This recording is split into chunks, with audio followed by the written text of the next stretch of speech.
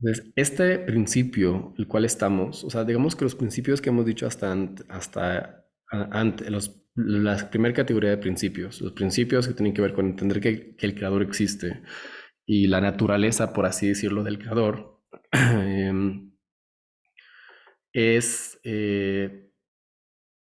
relacionado a algo que puede ser para toda la humanidad. Incluso mencionamos que los filósofos griegos, como Aristóteles o Platón, la mayoría de los filósofos griegos, estaban todos de acuerdo con estas primeras partes del principio.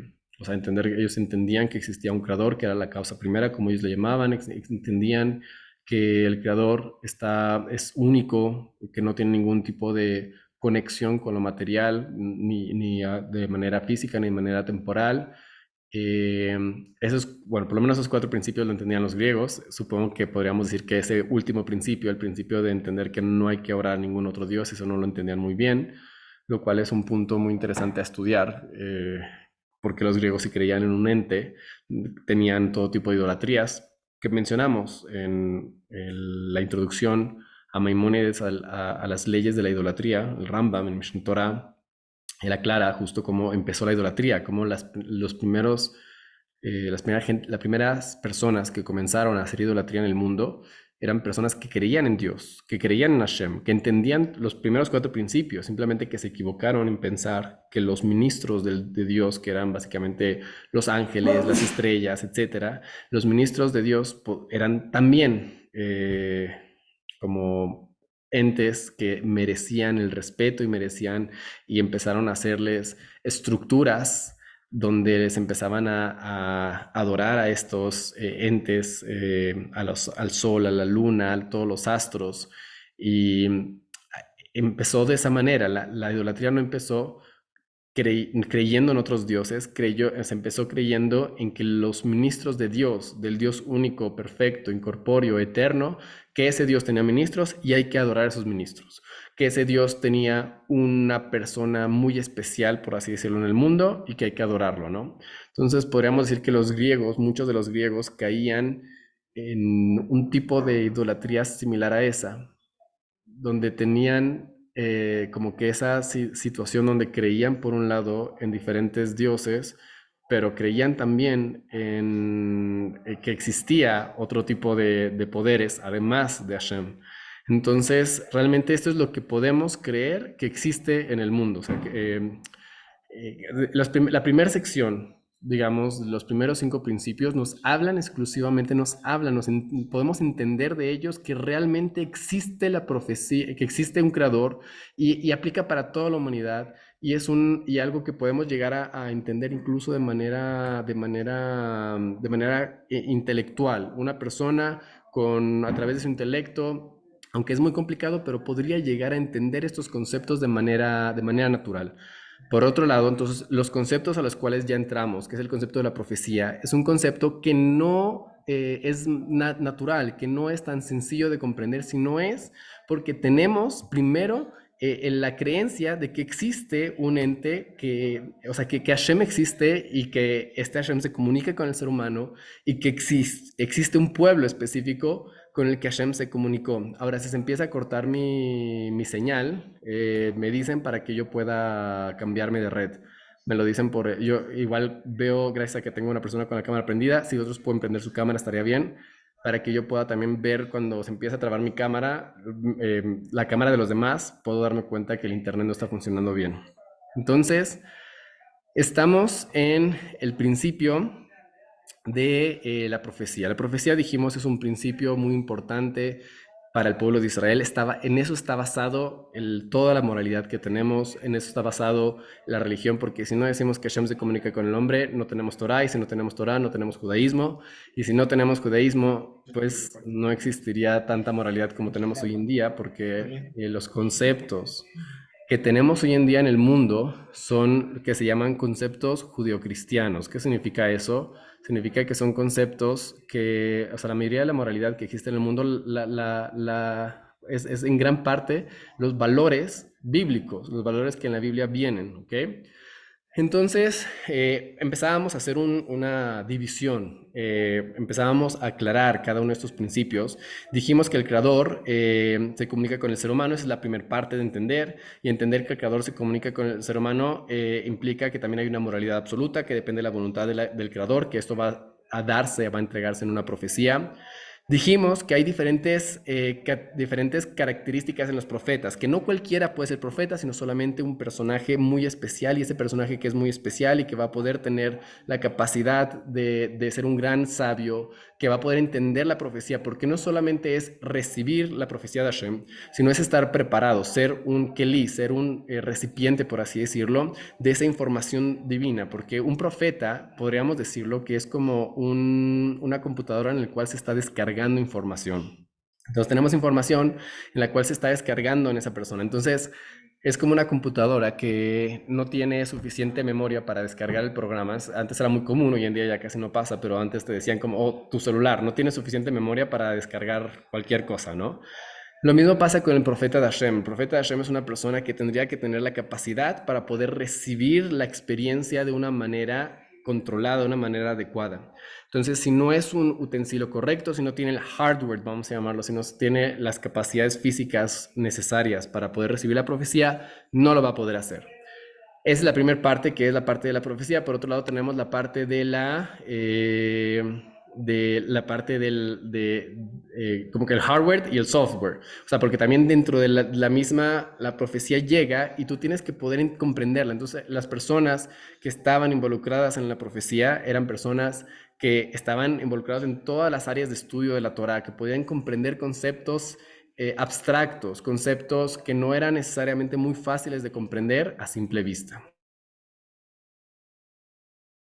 Después tenemos el concepto de que los profetas, tenemos diferentes características de los profetas. Ellos solo podían profetizar en sueños o en trances, que vimos que hay quien difiere con Maimónides en este aspecto, que dice que podemos ver en el Tanaj diferentes personajes que reciben profecía mientras están despiertos, mientras están caminando, etcétera. Por otro lado, podríamos contestar que hay diferentes niveles de profecía, ¿no? Entonces, la profecía más grande, más fuerte, solamente puede ser recibida mientras el profeta está en un estado inconsciente y no en un estado consciente. Por otro lado, tenemos el concepto de que la profecía se recibe a través de alegorías, metáforas, que se recibían junto con su interpretación. Después dijimos que no se recibía profecía cuando ellos querían, sino solamente cuando Hashem quería. Y por último, la profecía era una experiencia difícil, complicada, que al profeta le sobresaturaba todo su cuerpo, digamos, le saturaba todo su hardware y tenía que caer inconsciente, era una experiencia muy complicada. Y dijimos que todo eso solamente era verdad con respecto a todos los profetas, y que Moshe Rabbeinu era diferente. Ahora vamos a entender el día de hoy cómo es que podemos saber que un profeta es verdadero. Ahora, de inicio, yo me voy a saltar un poco el orden de Maimónides. Maimónides se mete mucho a hablar acerca de la profecía de Moisés en este momento y tiene un sentido muy especial. ¿Por qué? Porque la única razón en la que creemos en la profecía en general es por el hecho de que Moisés nos dijo que existe la profecía en la Torá. La Torá, Hashem, nos transmitió a través del profeta mayor de todos, que es Moisés, en el cual todo el pueblo de Israel percibió la profecía de Moisés en el monte Sinai, donde 600,000 hombres de edad de guerra, más los hombres mayores, más los hombres menores, más los niños, más las niñas, más las mujeres, todos ellos alrededor de cálculos hace como de 3 millones de personas, experimentaron esta profecía de Moshe Rabbeinu. Ellos escucharon, ellos vieron, ellos fueron capaces de comprender y de entender aquellas cosas mayores, dicen los sabios, que incluso el profeta Yehezkel con toda su grandeza no pudo hacer. Lo cual, de aquí podemos entender una cosa, podemos ver que si Hashem quiere, Él puede dar la experiencia profética a quien Él guste, a pesar de que no sea un gran profeta. Sin embargo, para nosotros creer en esa persona, tiene que tener las características. La persona tiene que haber sido una persona que se preparó espiritualmente, que se preparó para poder recibir esa profecía. ¿Y cómo sabemos? Llega una persona hoy en día y dice, yo soy profeta. ¿Cómo podríamos creerle? ¿Cómo podríamos saber, comprobar que esa persona es un profeta verdadero?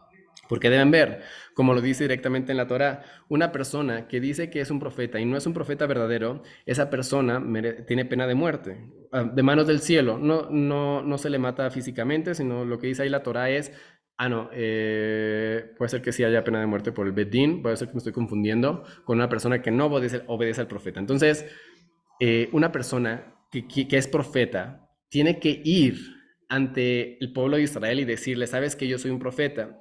Y esta persona tiene que hacer algo que nosotros podamos entender que es realmente un profeta. No solamente una persona que dice yo soy profeta, ya funciona y lo creemos, no, sino que tenemos que nosotros poder saber a través de pruebas que él traiga que es un profeta verdadero. Y dice Maimónides, ¿cuál es la manera en la cual probamos a este profeta que es un profeta verdadero? A través de que él nos diga algo que va a pasar en el futuro. Nosotros le tenemos que pedir varias veces, por ejemplo, 3 veces, que nos diga, a ver, algo que va a pasar en el futuro. Y nos dice Maimónides que es muy específico. Si esta persona no logra comprobar, si no se logran cumplir todos los requisitos que dijo en su profecía al punto y coma, o sea, a lo más mínimo detalle que él hace, entonces este profeta es un profeta falso. Y es lo que dice Maimónides, es la diferencia que existe. Y el profeta en Yehezkel dice, ¿cuál es la diferencia entre Hashem entre la palabra de Hashem y la palabra de los mentirosos? Porque toda mentira, para que sea fuerte, tiene que tener algo de verdad. Sin embargo, siempre va a tener algo de mentira. En otras palabras, siempre va a estar mezclado la mentira con la verdad en las personas de allá afuera. Una persona, para que tenga éxito en algo que va a hacer, en su religión falsa o lo que sea, tiene que tener algo de verdad en ella, porque si no, no va a captar la gente. Entonces, todo tiene que tener siempre algo de verdad, y todo tiene algo de verdad siempre, pero está mezclado con mentira. Y lo mismo pasa con un profeta. Un profeta que dice que él es un profeta de Dios y no sé qué, entonces él tendríamos que, a ver si es cierto, entonces tienes que comprobar a través de mencionar cosas que vayan a pasar en el futuro. Y si no pasa algo, o sea, por ejemplo, si dice, va a llover a las 3 de la tarde, y son las 3:05 y apenas empezó a llover, no funciona. O sea, incluso estamos en verano y que no, tiene que ser al minuto, al segundo, tiene que ser preciso. Si el profeta no menciona la profecía correctamente, entonces no funciona, o sea, no es profeta verdadero. Sabemos que es un profeta falso, porque todo profeta siempre va a tener un profeta de Hashem va a tener las cosas precisas, va a saber cuándo es el emet, cuándo es la verdad, y lo va a poder profetizar al minuto, al segundo, sin ningún margen de error. Mientras que con los profetas falsos van a tener siempre errores, van a tener mezclados siempre las cosas, ¿no? Lo cual hay diferentes perspectivas acerca de los que ven el futuro, o los que ven, no, los que leen, no sé, la mano, todo ese tipo de cosas. Hay dos posturas en el pueblo de Israel. Maimónides es de la postura y dice, eso no existe, no hay manera de ver el futuro, no hay manera de tener capacidad de mágicas como los magos lo dicen. Por otro lado está la otra escuela, que podríamos poner aquí al Ramban y a muchos grandes Hamim, que decían, no, sí existen todas esas cosas, sí existe la magia y existen las fuerzas negativas en el mundo, ocultas, y lo que hacen los magos es que agarran de las fuerzas oscuras, digamos, que creó Hashem en el mundo, porque creó las fuerzas del bien, las fuerzas del mal que están en el mundo, y que tú puedes disponer de esas fuerzas o sea, a través de la mente, a través de encantamientos, a través de diferentes fórmulas. Esa es una postura que existe, son las dos posturas, existen las dos posturas en el pueblo de Israel. Hoy en día la más común y la más aceptada por muchos Hamim es la postura de que todo eso sí existe, de que sí existen las fuerzas oscuras, pero hay una gran voz también hoy en día que dice que no existen esas fuerzas, sino que todo es la Torah. Maimónides lo que escribe explícitamente en su texto es que todas esas cosas las prohibió la Torah porque para alejarnos de la tontería, para alejarnos a nosotros de que no creer en esas cosas, porque somos un pueblo sabio, un pueblo entendido, entonces no tendremos que estar pensando en todas esas cosas. Entonces son dos posturas que existen en el pueblo de Israel, de si existen las fuerzas oscuras, vamos a llamarlo así, o no. Entonces, Maimónides te diría, esa persona que logra predecir el futuro está realmente inventando, está realmente basándose en otras cosas, en otros conocimientos que él tiene para poder saber lo que va a pasar, pero realmente no tiene ninguna fuerza oculta, no tiene ninguna capacidad de ver el futuro. Ramban Nachmanides te diría, sí tiene la capacidad de ver el futuro, tiene la capacidad, pero a medias. su verdad está mezclado con mentira y por lo tanto no tiene realmente la capacidad correcta de poder llegar a la comprensión correcta de lo que es lo que va a pasar. Y por lo tanto sabemos que se va a equivocar, sabemos que va a llegar a cometer algún error. Entonces tenemos, ok, esas dos posturas. Entonces, ¿cómo sabemos que es un profeta verdadero? Tiene que venir con, ahora, ¿con quién tiene que venir? O sea, ahí decimos, ok, el profeta tiene que venir con el pueblo de Israel. ¿Con quién viene? Con el representante del pueblo de Israel. ¿Quién es el representante del pueblo de Israel? El Bedin Hagadol, el Sanedrín, que hoy en día no tenemos, pero el cuerpo máximo de autoridad en el pueblo de Israel es el Bedin Hagadol, conocido como el Sanedrín, que es el cuerpo legal de 71 ancianos, en los cuales ellos juzgan y deciden. Es algo que vamos a ver en su momento. En su momento vamos a hablar de la Torah oral. Y uno de los puntos principales de la Torah oral es entender que es el Sanedrín, el Bedin Gadol. Vamos a verlo en su momento, cuando lleguemos a ese punto que no estamos muy lejos. Y tenemos que entender entonces que el Bedin Gadol, el Sanedrín, es uno de los, es el que tendría que decidir. Tendría que, un profeta que estamos juzgando que es o no es el profeta verdadero, tiene que venir con el Bedin Gadol. Incluso hay una gemara muy interesante en Masejet Erubin, donde están preguntando si el Mashiach puede llegar, o sea, cuándo, si puede. Es una discusión muy interesante que tiene que ver con Eruv y con cosas por el estilo, y nos está preguntando, a ver, entonces, ¿podría llegar en Shabbat o no podría llegar en Shabbat? Entonces dice, no, no podría llegar, podría ser que sí, pero el Yahoo no puede llegar. ¿Por qué? Porque tendría que ir con el Bedin Agadol, con el Sanedrín.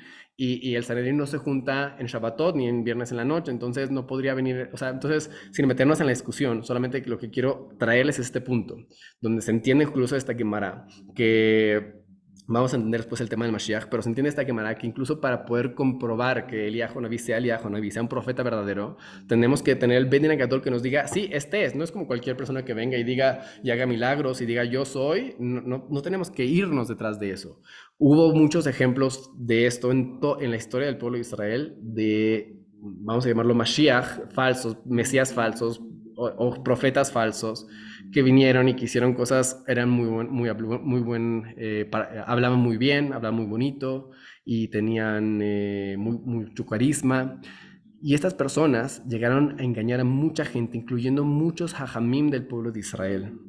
Y esto llegó a causar muchos desastres. O sea, estamos hablando no solamente de Yeshua Notzri y Machshemos, sino también estamos hablando de Shabtai Tzvi, o estamos hablando de muchos otros personajes que están en esta misma categoría, que llegaron a engañar a través de simplemente hacerle creer al pueblo que ellos eran especiales. Y tenemos que entender que no funciona así el pueblo de Israel. El pueblo de Israel tenemos que entender que funciona a través de un sistema. Y no es cualquier persona que haga cosas impresionantes o que sepa hablar bonito. Tenemos que irnos detrás de eso y seguir todo ciegamente lo que nos dice, incluso que va en contra de la Torah. Y esto es un punto importante, que es un segundo punto que vamos a mencionar ahorita.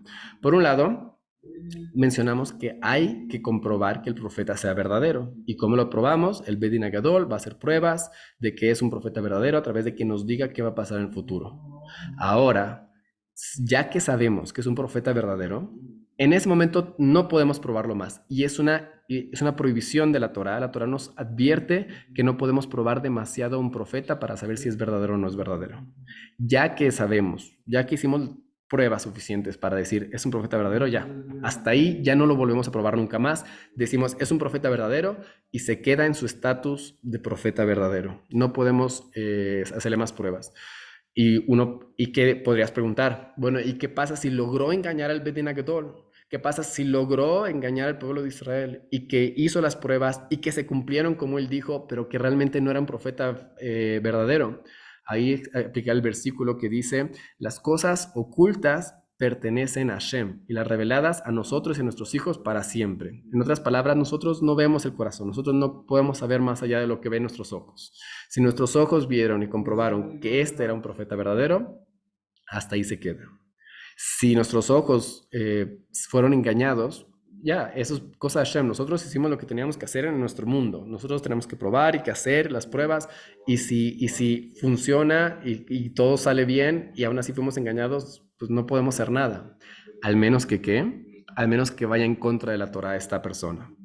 Si este profeta incluso que fue comprobado y que sabemos y que ya tiene el sello de kasher mehadrin, ¿no? Entonces, si ya tiene todos los sellitos que podría tener, si no tenemos si no podemos saber que, más bien, si este profeta viene y nos dice que hagamos algo que va en contra de la Torah, por ejemplo, nos dice, ¿sabes qué? Ya no vamos a seguir las mitzvot, o ya no vamos a seguir esta mitzvah, o vamos a interpretar de manera diferente esta mitzvah. Ya no, por ejemplo, hay un versículo que dice en la Torah, Lo tebashel gedi behalevimo, no cocinarás al cabrito en la leche de su madre. Entonces, la Torah oral nos explica, porque se repite 3 veces este versículo, la Torah oral nos explica que son 3 prohibiciones. Una, la de comer carne con leche, otra la de cocinar carne con leche y otra de tener provecho de una mezcla de carne con leche. Eso es lo que nos dicen los sabios que significa este versículo, que no tiene mucho que ver con el versículo explícito. El versículo explícito me dice que no cocinarás al cabrito en la leche de su madre. No me está diciendo no comas leche, carne con leche o no cocines carne con leche. Entonces, la razón, los Jamim nos dijeron, esta es la interpretación. Entonces, nosotros tenemos que seguir las mitzvot de acuerdo a la interpretación. Y ahorita no lo estoy explicando, pero lo vamos a explicar a detalle bien en otro punto. Lo que quiero simplemente decir es esto. Nosotros tenemos la Torá y tenemos las mitzvot de la Torá y tenemos la interpretación de cómo seguir las mitzvot. Si el profeta viene y quiere cambiar alguna de las mitzvot o incluso la manera de interpretar algunas de las mitzvot, es un profeta falso y sabemos que es falso y no podemos seguir lo que él dice. Entonces vemos cómo es que sí se puede hacer, sí podemos, o sea, a pesar de que nos haya engañado y que hayamos pensado y que hayamos ido que ese es un profeta falso, podemos al final decir, ¿sabes qué? No, al final no es un profeta verdadero, al final es un profeta falso y no podemos seguirlo porque va en contra de la Torah Moshe. Ahora, ¿por qué? La razón ya la explicamos al principio. La única razón por la que creemos en los profetas es porque Moshe Rabbeinu nos dijo que creamos en ellos, porque está en la Torá, porque Hashem nos ordenó en una mitzvah de la Torá que tenemos que seguir lo que el profeta dice, y Hashem dice, si no sigues el profeta, ahí es donde va a haber problemas. Entonces, si este profeta viene y quiere cambiar las palabras que están dentro de la Torá, que es la razón por la que creemos en el profeta inicialmente, no creemos en él. O sea, vas en contra de la razón por la que creemos en los profetas. No podemos creer en ti, es una contradicción de términos. Entonces, en el momento en que sabemos que esta persona está yendo en contra de Hashem, en contra de alguno de los principios de las mitzvot o incluso las explicaciones de las mitzvot, no lo escuchamos. Excepción cuando es temporal. Si el profeta viene y dice, no, ¿sabes qué? Vamos a dejar de cumplir esta mitzvah, pero solamente por un tiempo. O vamos a ir a la guerra o no vamos a ir a la guerra. Vamos a construir esta muralla o no vamos a construir esta muralla. Cualquier cosa que el profeta te diga, vamos a hacer esto o vamos a hacer aquello, tenemos que seguir lo que el profeta diga, siempre y cuando sea una medida temporal. Si es una medida temporal que nos dice, ¿saben qué?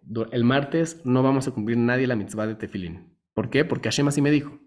Seguimos, lo hacemos caso.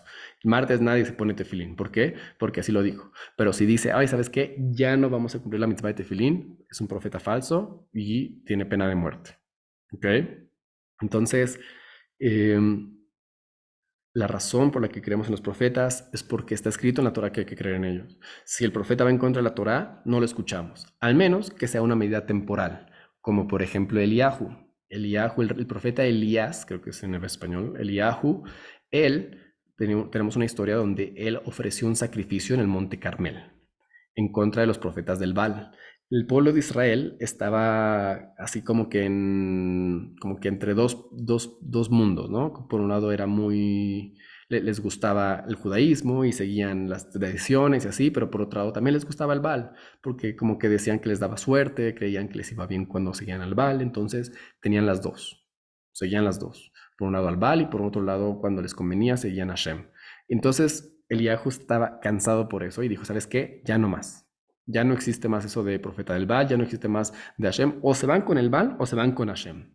Pero no los dos. Vamos a hacer una contienda.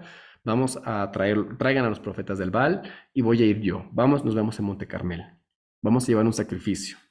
Y el primer sacrificio que sea consumido al fuego, sabemos que ese es el Dios verdadero. Así les dijo Eliahu a los Yehudim. Y se congregó todo el pueblo de Israel en el monte Carmel, y los profetas del Baal con su altar, y Eliahu con su altar. Y los profetas del Baal llevaron su sacrificio y rezaban a Hashem, rezaban a sus dioses, más bien al Baal, a su dios, y de que por favor se consumiera, se flagelaban, porque era muy común, una costumbre muy común en el mundo antiguo, flagelarse para pedir misericordia de los dioses. Entonces se flagelaban y lloraban, y Eliahu Anabí les decía, griten, griten más fuerte, parece que su Dios está dormido y no los escucha. Y se burlaba de los profetas del Baal. Y entonces, en su momento, cuando le tocó a Eliahu, dijo, escúchame, por favor, escúchame. Y en ese momento cayó un fuego del cielo y consumió el altar. Y la gente supo en ese momento, a través de ese milagro, que Eliahu era un profeta verdadero y que Hashem era el profeta verdadero, Hashem era el Dios verdadero y que el Baal era un profeta falso. Obviamente fue una medida temporal que no ayudó lamentablemente al pueblo de Israel a hacer Teshuvah realmente, sino que siguieron yendo por el camino equivocado, pero originalmente así pasó. Y originalmente hubo Teshuvah en el pueblo de Israel, la gente logró ya alcanzar un poco más a la verdad de Hashem. Sin embargo, todavía la gente siguió, pero el punto principal de esta historia es, Eliahu hizo una verá, aparentemente, hizo una transgresión, porque está prohibido llevar sacrificios en cualquier lugar que no sea en el Betamigdash después de que fue construido el Betamigdash. Entonces, Eliahu llevó un sacrificio en el Monte Carmel que no es el Betamigdash, que no es el templo sagrado en Jerusalén.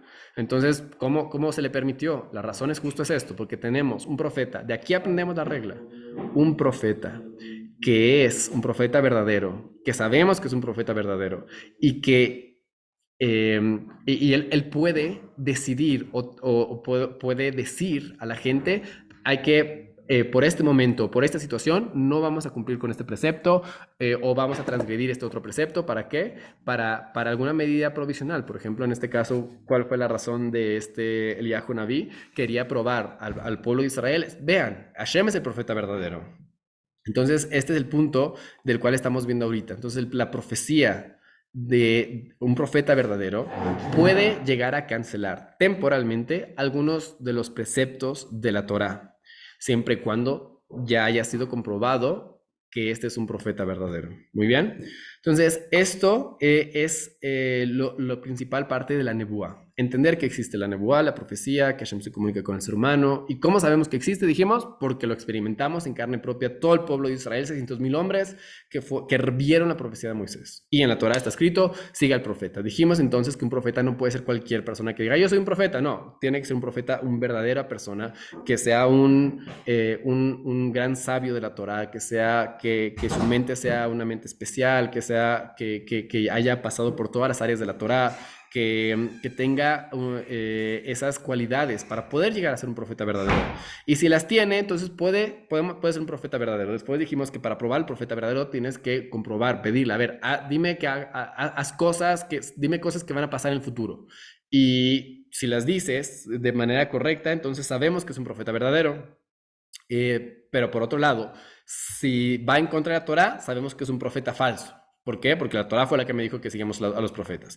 Pero puede decir que durante un tiempo, durante una situación o cualquier cosa, puede cancelar algunos de los preceptos de manera temporal. Ahora, cuando dijimos que no puede cancelarlos de manera permanente, es ni los preceptos de la Torah, ni siquiera la explicación que recibimos de cómo seguir la Torah. No puede cancelar nada de eso. Y si cancela algo de eso, si quiere venir a cancelar, sabemos inmediatamente que es un profeta falso. Hasta aquí. ¿Tenemos preguntas, dudas? Recuerden que si alguien tiene dudas en cualquier punto de la clase, pueden levantar su mano virtual y podemos darles la palabra. Ahora, esta es la primera parte con respecto a la profecía. Por otro, tenemos otro punto importante, que es el punto de la profecía de Moisés. ¿Cuál es la profecía de la Moisés? La entrega de la Torá. Y como dijimos en las clases anteriores, vamos a enfatizarlo ahorita. La prueba más grande que existe para el pueblo de Israel es justo la profecía de Moisés.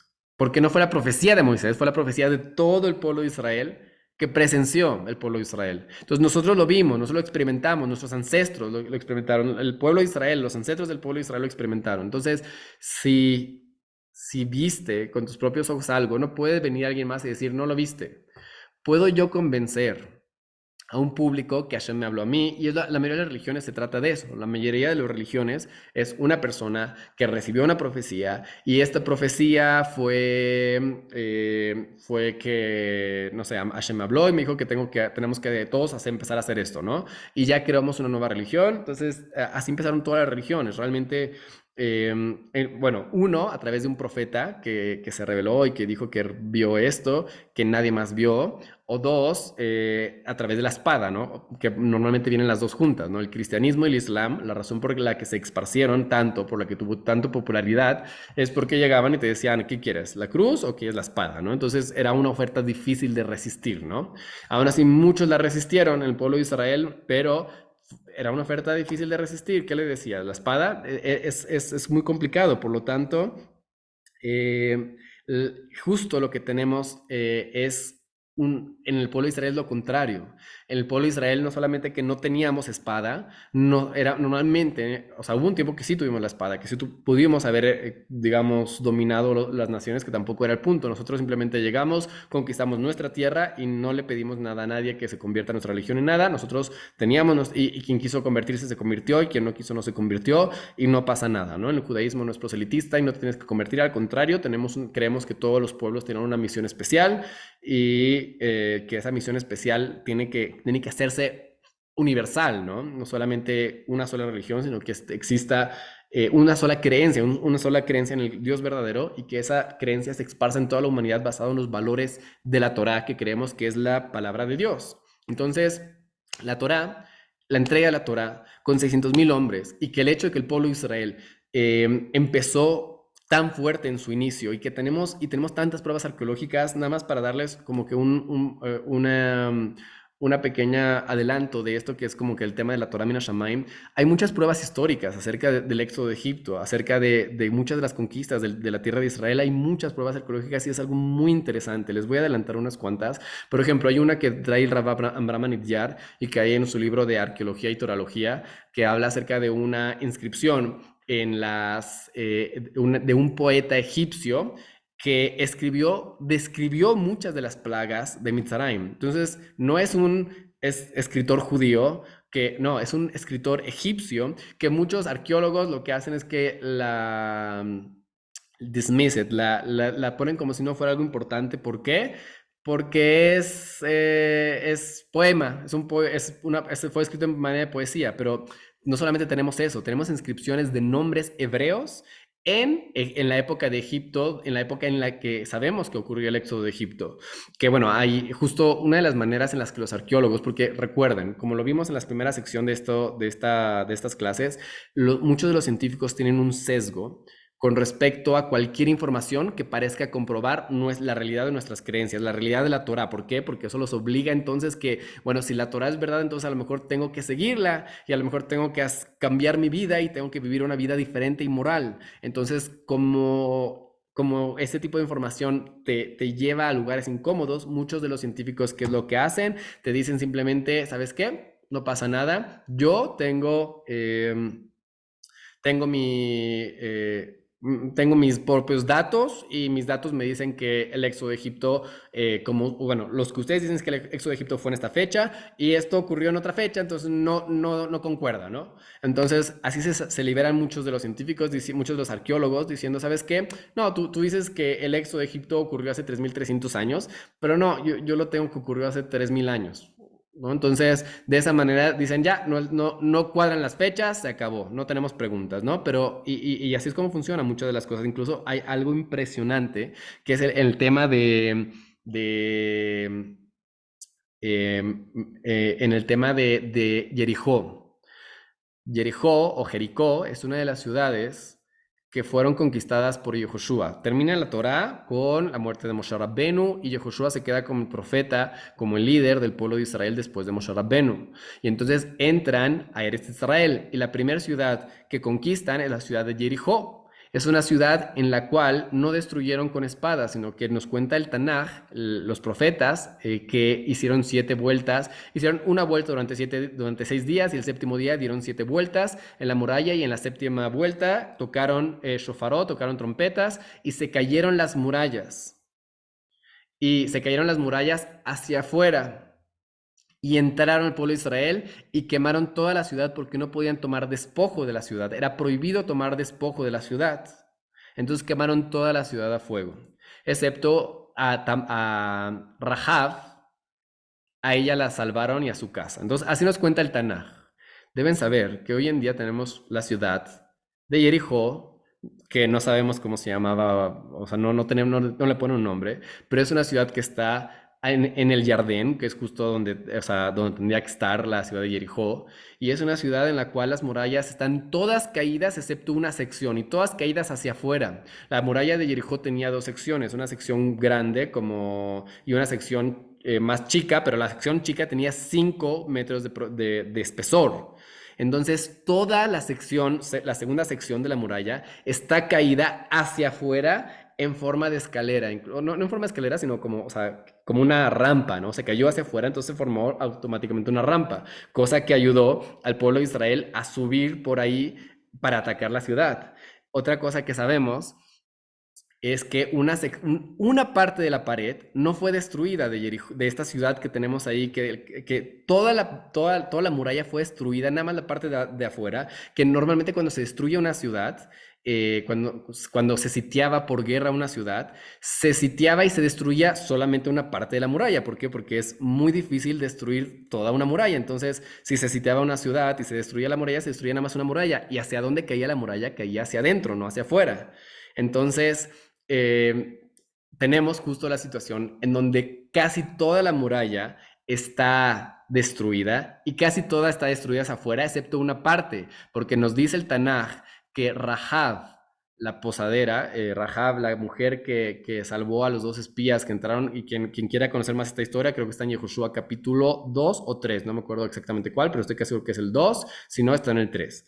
Entonces, tenemos aquí, vemos cómo es que tenemos la ciudad de Jericó, con las paredes caídas hacia afuera, excepto una parte de la ciudad que es justo como lo esperaríamos, porque la casa de Rahab estaba en la pared, estaba justo en la pared, y su ventana estaba hacia afuera de la ciudad, donde pudieron escapar los espías. Y justo esa parte de la muralla, una parte de la muralla no está caída, y todo lo demás está caído hacia afuera, lo cual da una rampa perfecta para que puedas entrar. No solamente eso, sino que sabemos arqueológicamente que esta ciudad fue destruida y fue quemada en la cosecha, en la época de la cosecha.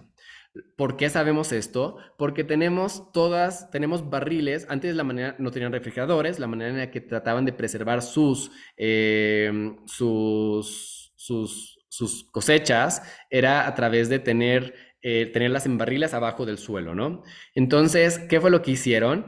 Quemaron toda la ciudad y estaban quemados también los granos, que estaban llenos los depósitos de granos. En otras palabras, sabemos que estaba cerca de la época de cosecha. Y la Torah nos dice, ¿cuándo fue esto? La Torah nos dice que fue en la época de Nisan. Y justo hicieron Pesaj antes de destruir Jericó. Entonces vemos cómo es que incluso las fechas cuadran perfectamente en lo que nos cuenta el Tanaj y lo que nos cuenta la arqueología moderna. Y no solamente eso, a ver, si tú eres un ejército que estás combatiendo contra una ciudad, lo más lógico es que tú vas a agarrar todo lo que hay en la ciudad, lo vas a agarrar para ti.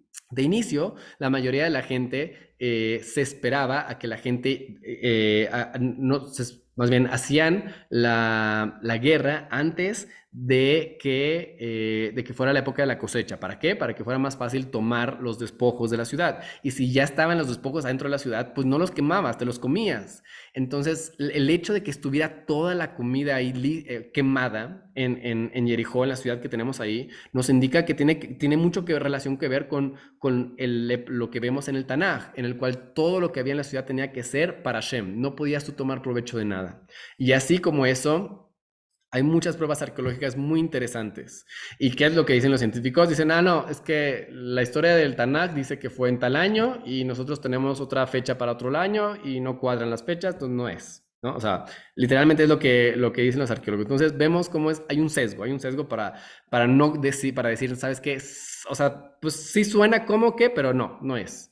Eh, hay un sesgo, hay mucha información muy interesante, muy profunda acerca de las comprobaciones que tenemos hoy en día del éxodo de Egipto, que luego podemos dar más ejemplos de ello. Eh, lo impresionante que tenemos donde es histórico.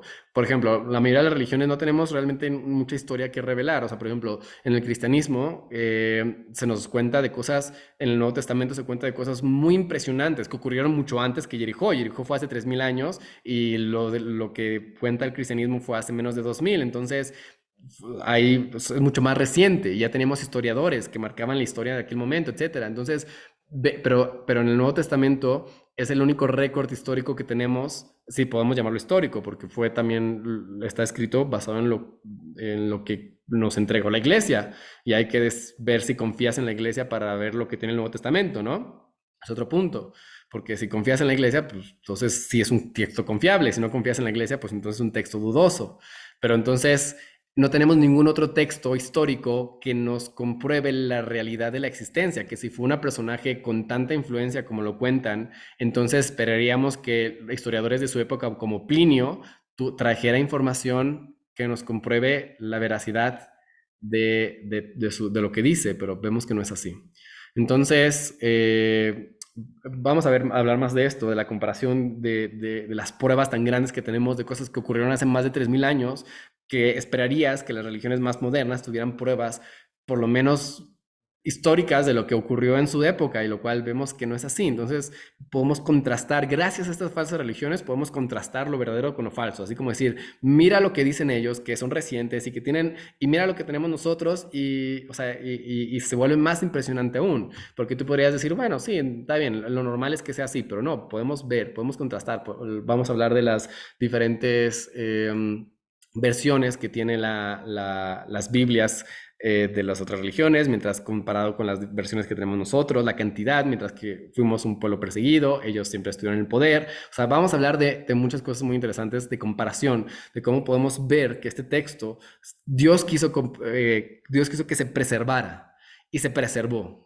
Y a pesar de que lo intentaron destruir, lo intentaron perseguir y censurar y cambiar, sigue siendo el texto que teníamos, y ellos no pudieron preservar sus propios textos, aunque estaban en el poder, ¿no? Entonces, vamos a hablar de todo eso más adelante, de cómo es que podemos estar seguros de que la Torá y el Tanaj, el Mikra, toda la escritura, son realmente textos que son fidedignos y que son palabra del Creador. Entonces, Bezrat Hashem, ¿alguien tiene alguna pregunta hasta aquí?